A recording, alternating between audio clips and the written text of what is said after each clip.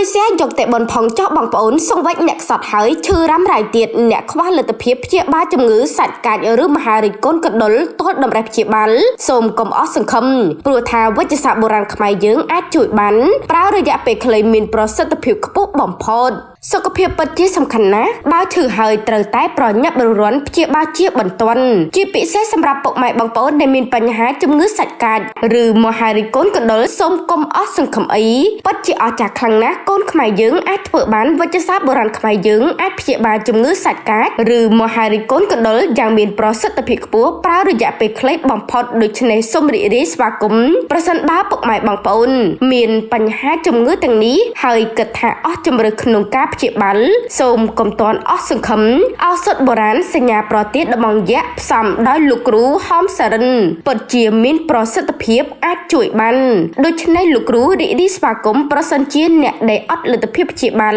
តាមបែបទំនើបឬទាល់តម្រេះក្នុងការព្យាបាលសូមកុំអស់សង្ឃឹមអីសោះអាចទំនាក់ទំនងតាមរយៈលេខទូរស័ព្ទនៅ012 96 87 67 066